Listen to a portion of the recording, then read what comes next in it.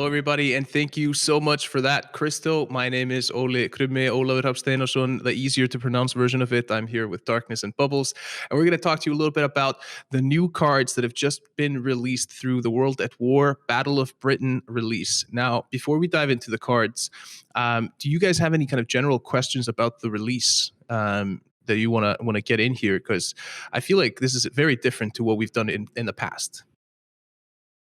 I have Yeah, one this thing to was say. Hold on. Before we get into it, I just want to say thank you for the cup of tea. I love you. I appreciate you, and I will give everything up for it. You're welcome. You're welcome. But Darkness, you were saying. this was very different. I think this was the fastest time I ever saw from like creating these cards, testing these cards, and getting these in the game.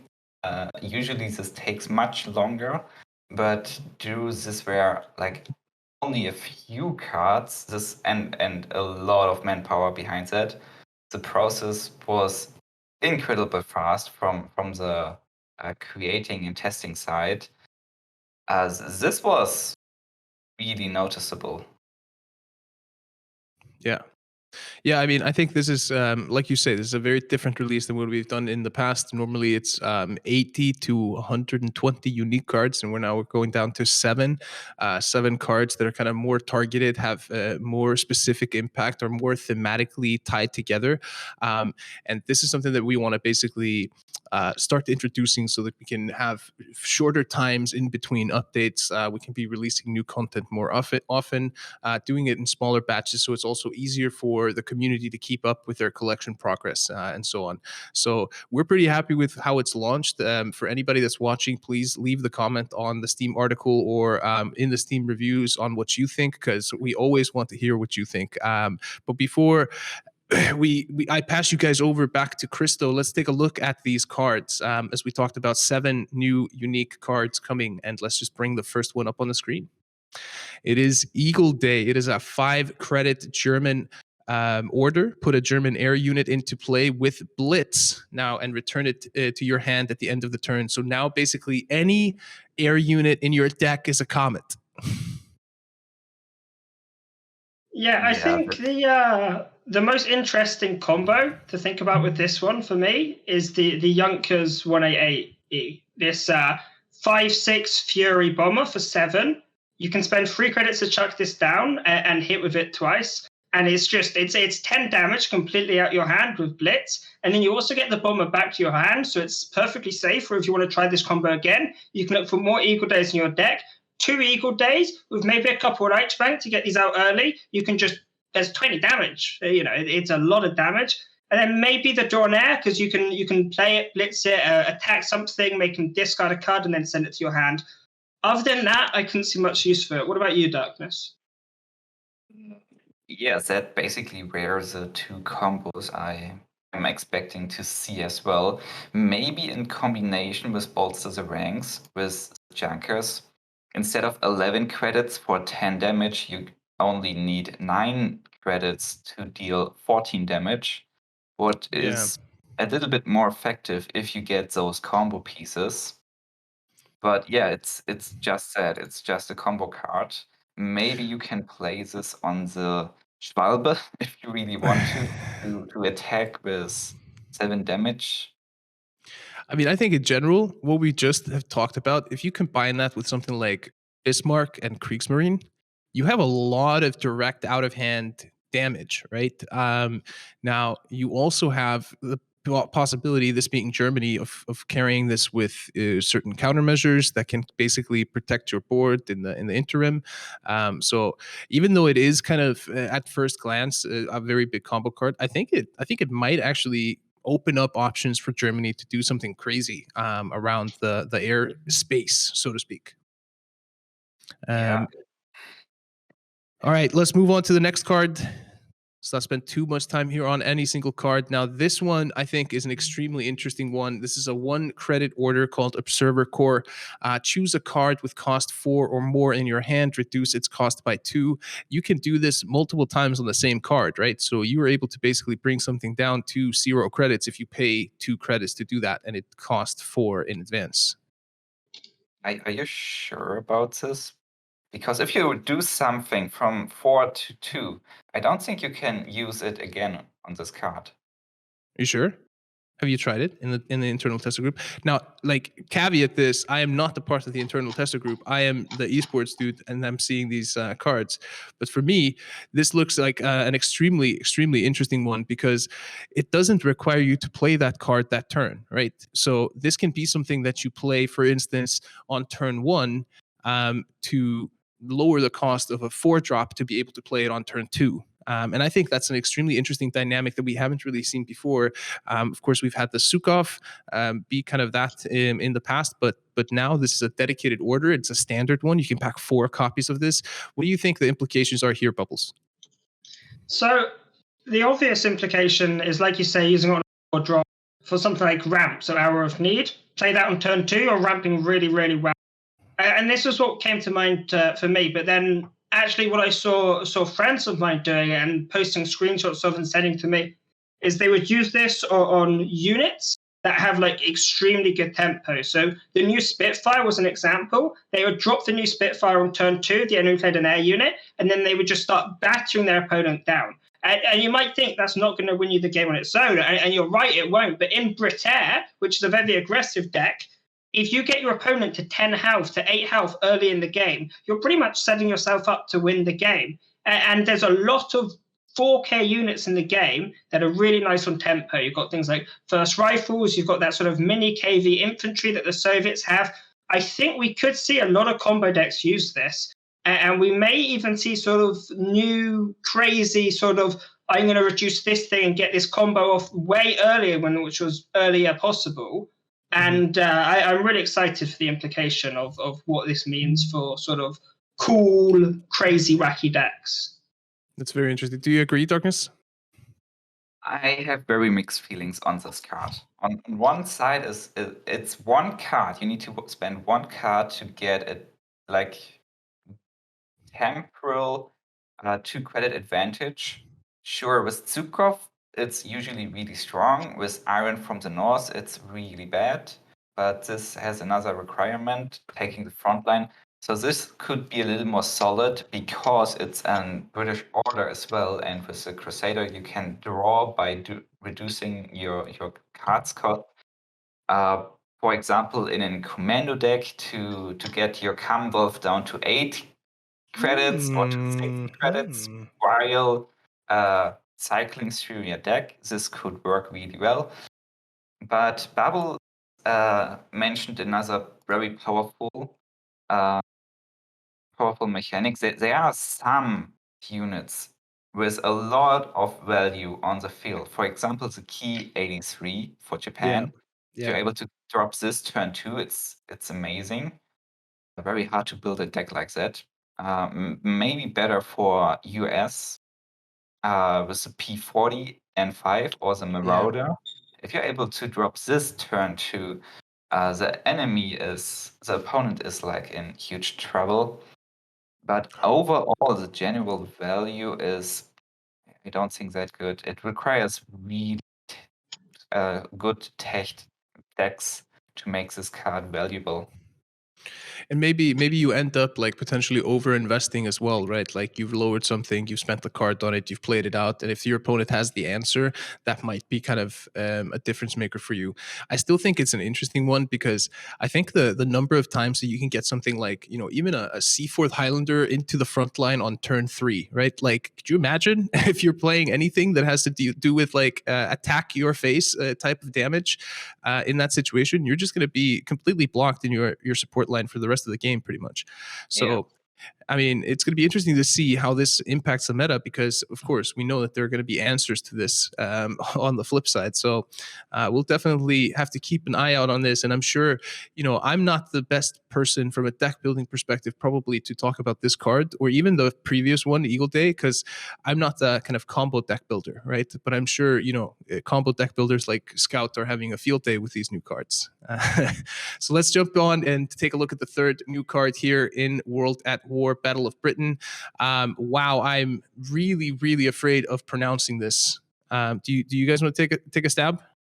You can do it. I want to hear you do it first, and then we can take some stabs. Or on. Bliskavica? I don't know. I apologize to anyone that is from Poland that I might have offended with this pronunciation, but it is a 3-credit order. It has Exile and it has Intel 2. Copy a random order in the enemy deck. Gain HQ defense equal to its cost. I think this is an interesting one. Bubbles, what do you think when you look at this card? So it seems potentially really powerful in the sort of the right hands against certain decks. But against something like aggro, this could be really, really bad. Against Brigade, you could spend 3 credits to gain a close air support and 1 health. Or you could spend 3 credits to gain a Rising Sun or a Fast Heinz and 1 health. And that just feels really bad value. But against something bigger with later game cards, you can spend 3 credits to gain like 6 or 7 health and draw a high value card, which could be really, really strong. It's sort of like better than a fortification. I think one deck which can take advantage of both of these aspects of the card, the downside and the upside, is Commandos. And like Darkness said earlier, you've sort of got this buff to Commandos already. We're trying to reduce things cost and drawing from it. But if you're playing Commandos and you get a 1k card from your opponent's deck, that's extra Commando pings. I'll just play my close air support on nothing, Fast Heinz on nothing, and get another Commando ping. So I struggle to see this played in any deck but Commandos. But the potential for it in like a ramp meta or a control meta is a lot of fun. Do you agree with that, Darkness? Yes, I totally agree with Bubbles here. So do you not think that this could potentially find a home in something like the Legion's uprising decks or something like that rely on, playing more intel cards? It always felt like you needed the bomber there generating your intel cards in order to actually get that momentum, but now you're able to kind of pack more of them in your deck. Is this going to have an impact there, or is it just going to not matter at all? It really depends, because you're getting a random card, and like Bubbles mentioned, in a lot of matchups, this random card is completely useless. Against Brit Air, against J aggro, with this 1k draw card, Rising Sun, or there's just some cards you don't need, or they are just wasted, or sometimes even blocking your hand. Yeah. This is really hard to fit this card into like a standard, into a regular deck. If you are unable to get pure value out of playing an order. Like usually you want just to draw card from your own cards, because your own cards are supporting your deck style. They're useful. Yeah, you rather want to draw a useful one instead of a random. Yeah, that makes sense. I mean, it's interesting. I haven't played a lot of the Polish Legion's decks, but I have played a lot of Commandos, and you guys talking about it, I mean, it does sound to me pretty interesting. I do wonder, like, what it is, though, that you would sacrifice within the Commando deck to put this in. Because, like, the Commando deck is at a point where, you need those... you need those pins, you need those cup of teas, you need all of those like masses of low cost orders, and you can't necessarily spend a lot of cards, a lot of credits on stuff like intel and lowering cost and doing this and doing that, because that could be spent on a cup of tea, or that could be a cup of tea that you draw off the top, and that immediately just getting that off, even on a single commando, increases its survivability by tenfold, pretty much. So. No, I gotta say, Ollie, you're starting to think like a British person. I could get that, but that could be a cup of tea instead. I could buy lunch, but that's about 2 cups of tea worth. I don't need lunch. Okay, so now everything in cards is basically in relation to the cup of tea on your table. I got it. Okay. Yes. Okay. I have a cup of tea in real life and a cup of tea in game now. It's beautiful. I love it. Let's take a look at the next card here. And it is, of course, fitting with the theme of Battle of Britain. It is a British infantry unit, 4 credits, 1 operation cost. 1st London Brigade. You can see him there, mounting that machine gun, shooting at that airplane, not caring at all. Is that a Stuka? Looks like it, yeah. Yeah. I'm sure if we say it is, we'll get flamed by Twitch chat for being wrong. Yeah, and an armchair historian. I want to commend him for his bravery there. But this is a 2-5, 2 attack, 5 defense guard unit, and it has a very interesting effect for me. Your other British ground units have +2 attack, and I think this is a pretty big one. Darkness, what do you think? I think so too. I don't believe it will matter a lot in like high competitive and tournaments, but British cards usually have a lot of stats, a lot of HP, but low damage, and you can just drop this unit on top of them, and this is changed. Yep.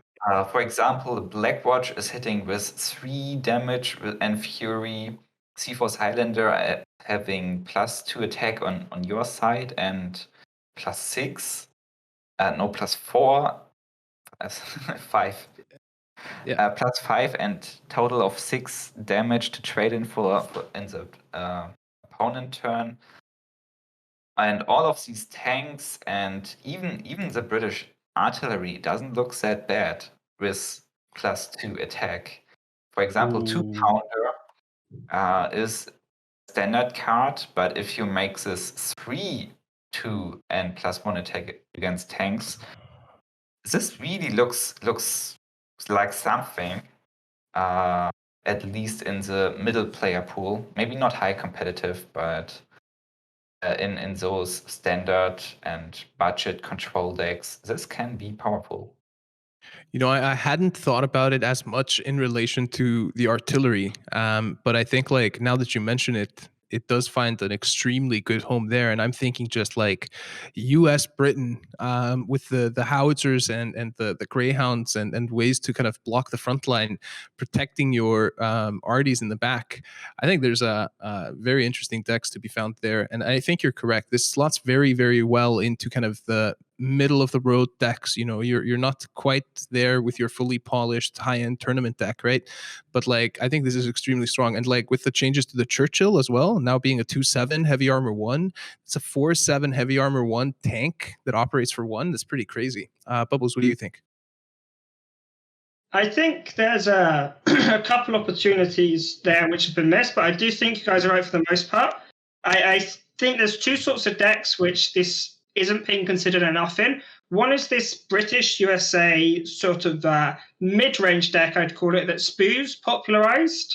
He would do these the cruisers, the ones that pincer +2 attack. He would do the pounders, like Darkness said. He'd put down a bunch of 2-pounders. He'd play like a we can do it, get them nice and big out of AoE range, and then he'd put down cruisers, and he would just go ham on the opponent with these high-value 0 operation artillery. This is perfect in there. This like suits it perfectly. Protects them, it buffs them. But then the other deck I think this has potential for is Ramp. And that's going to sound a bit weird at first. But the reason I think this is because in my eyes, the way I look at Ramp is your turn 4. Your turn 4 for Ramp is meant to be your tempo play, because turn 2, you play your War Machine or whatever, you get your Ramp, and then you're meant to play a turn 4 card early, and ideally that's C4 Highlanders to protect yourself. But the consistency of getting C4 is a little bit lower, so I could see just running 1, maybe 2 at the most, but possibly just 1 Londoner in the Ramp deck, and then that way it just gives you this way more consistent early game, and consistency is what Ramp needs. When Brit USA Ramp is consistent, it's unstoppable. So it may push it in that direction a bit. Yeah, I mean, I remember Brit USA control back when you could carry elites from the ally nation as well. You know, you could bring in the Jaskos and stuff on top of the Brit control, and that's what basically won Gearbot the first World Championship, right? Was that deck. So I think it's interesting that you talk about that. I hadn't thought about it in the context of Ramp at all, personally. But let's move on to the next card here. That is one from Germany. It is the Heinkel He 111 or 111. 3 cost to deploy, 1 cost to operate. And this one has the text that it cannot attack units. And that's very interesting to me because we've seen units in the past and fighters, bombers cannot attack the HQ, but this one can't attack units. So looking at this one, starting with you, Darkness, is this a card that's just dead in the water because it can't attack units, or is there any value here? I mean, it's looking definitely aggressive. If you're able to flood the board and get this bomber behind, you can pressure your opponent a lot. But on the other side, a single fighter makes this unit completely useless because this bomber can't attack fighter, and the fighter is blocking the HQ. So while Brit Air is popular, this card is definitely garbage. But if you caught your opponent off guard, some control player, usually Soviet control, has a hard time against air units. Yeah. You just throw some units on the field, deal some chip damage, drop those units, and attack the HQ. This can be powerful, but I don't see a lot of potential. What about you, Bubbles? Oh, no, go ahead. It's easy to counter, yeah. Yeah, I completely agree with Darkness. I think maybe a couple aggressive decks, you might better play in like Feigned Retreat, for example, but ideally you want units with Blitz and Feigned Retreat, so even then it's a struggle. But you can get that sort of tempo down early and then have this in your support line, and it feels sort of like a repeatable air blitz. But then you can also flood the board after you Feigned Retreat once you've popped off, and then there's so many units on the board that it's really difficult to reach, air units in the support line. But other than that, I can't see it seeing much play. Maybe people will give it Blitz with like Pattern or something and play 3 of these at once and launch them all at you and just come out of nowhere. That's interesting. But in competitive play, I struggle to see this making much of a dent. But I kind of want to see us be completely wrong and this card just be broken and everyone's like, there's just bombers everywhere. It's London is burning, Well, I mean, I think if you're thinking about German decks that are working really hard to control the front line, something like the Fast Heinz deck or something, if you were able to establish this behind a couple of tanks in the front line that have been buffed, the kind of choice between having to deal with a bomber or having to deal with the tanks in the front line might be enough to, force your opponent to basically lose, right? Like if they can't, naval operation you or in some way kind of mass pin you or mass destroy the stuff that you have on field. Is it something that should be in the most highest of tiers of Fast Heinz decks? I don't know, probably not. But like if you have a mid-range Fast Heinz deck that you're working on building, maybe this finds a home there. Maybe an Japan air deck with a change to Will of Skies could make this more dangerous. With more tempo and more air units, so those can deal with other air units and all of them getting buffed. Yeah, that's interesting. That's actually a pretty interesting thought. I think Japan Air is something that we're going to see more and more people experiment with in the coming days with the recent changes and releases. But let's move on to the next card. And that is another German air unit, this time a fighter, the BF 110C Zerstörer. Can you say this properly, Darkness? BF 110C Zerstörer. What he said. It is a 4 credit to deploy, 0 operation cost to begin with. 4/4 fighter that increases operation cost by 1 after each time this unit attacks. For me, this is a pretty insane card because it means that you're able to push 8 damage for 1 credit on the operating cost side. And then when you're going up to 12 damage, it'll cost you 3 credits to attack 3 times with it. And I think that's just absolutely crazy. What do you think, Bubbles? Yeah, I agree. And I think one of the decks I theorized running this in the moment I saw it was one Darkness just made. Because what you can actually do is you can play this and play Burst of Fire on it super early. You can play this on like turn 4, drop it, turn 5, Burst of Fire. and then it only costs you 2 credits, one for the burst of fire and one for the second attack, for a total of 10 damage, which is a really, really substantial amount of damage. And if you have this Rule the Skies that Japan have, that second hit is going to do even more damage again, and this can very quickly just wipe you away. And the other upside of this in this Japan deck is you do have this Dawn operations to set all operation cost to 0. So you attack with it, it builds up to 3 or 4 op costs, you don't feel it's worth it anymore, then you set it to 0 anyway again. And you get so many attacks out of this before it becomes redundant. I really like this card. I think it's going to make certain decks more popular, but I don't think it's going to see too much play outside of those decks, such as Japana. Do you agree, Douglas? No, I don't. I think this card is incredibly powerful, and we will see this card in a lot of German decks, just because of the pure stats. It's a 4/4 fighter, and usually those are having 2 operation costs for a reason. Because from the airline you can attack everywhere, and with the first attack for 0 credits, the second for 1. This is a lot of tempo. You're saving a lot on the operation side, you know? You can play this in basically every aggro and mid-range German deck, I believe, just to have the flexibility from air units and the high tempo in the first 2 attacks. And after that, you can still attack for 2 credits, what is perfectly fine. Like, this is the average. Yeah. So you're having...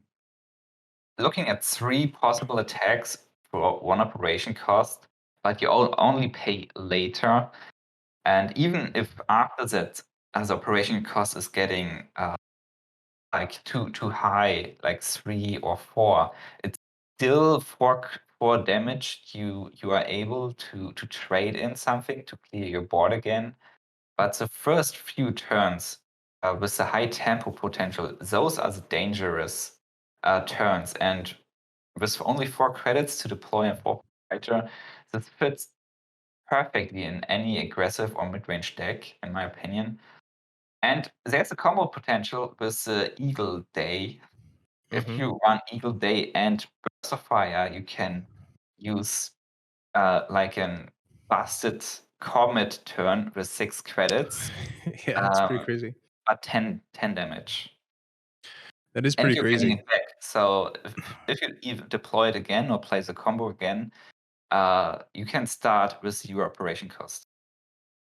I think that's super interesting. Did you guys think at all about, like, would this work in a bolster deck or something like that, right? Like, I've attacked with it a few times. I've built up the operating cost. Now I draw my bolster. Now it's a +4/+4, so it's an 8/8 fighter. Is that something that would be realistic? I mean, I thought about it. It's maybe too slow for bolster. Like, you need to attack 3 times to get the bolster value out of it. And usually the opponent should react earlier to this high tempo unit. But it's definitely possible. If you play US German or German US, bolster is like a mid-range deck, but with a very aggressive side. It fits perfectly there and has some late bolster potential, but it should be better for the tempo, for the bolster combo. Do you agree, Bubbles? Do you have anything to add? No, I also thought about it, and I came to pretty similar conclusions. You've got to attack with it a bunch before you can bolster it. And you get into that uncomfortable position where you sort of think to yourself, I could bolster this now and give it +2/+2, but I could attack next turn and give it +3/+3. And you get there, you go, I've got enough credits to attack with this for free. And then I can get +4/+4, and you attack with it again. And then before you're like, I really should have bolstered this ages ago. This is like 7 operating costs. Yeah, 12 credits to attack with this. I'm getting a big buff, but I think I've left this a bit long. But no, I think Darkness brings up some interesting points about actually just running this in any deck.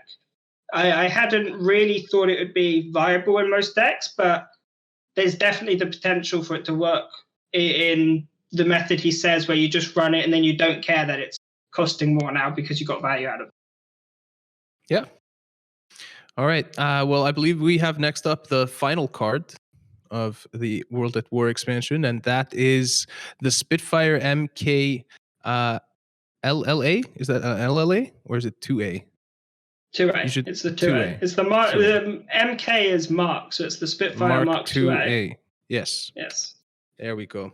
And this one, another Spitfire, is making the kind of whole Spitfire synergy decks a lot more viable. This is an elite unit, so only 1 copy allowed, 4 credits to deploy, 2 to operate. And it is a Fury 4/4 fighter and has a deployment effect of +1/+2 if the enemy controls an air unit. So I think this, as an addition into an already powerful Brit air deck, has good potential. What do you think, Bubbles? I love this card so much. It's sort of like the Hurricane's big brother. It costs 4. It's a 4/4 with Fury, which is really, really nice. But then it also has the absolutely huge in stats. Most decks run 1 or 2 air units. Even aggro decks, they like to run like a Rado with things to draw some cards.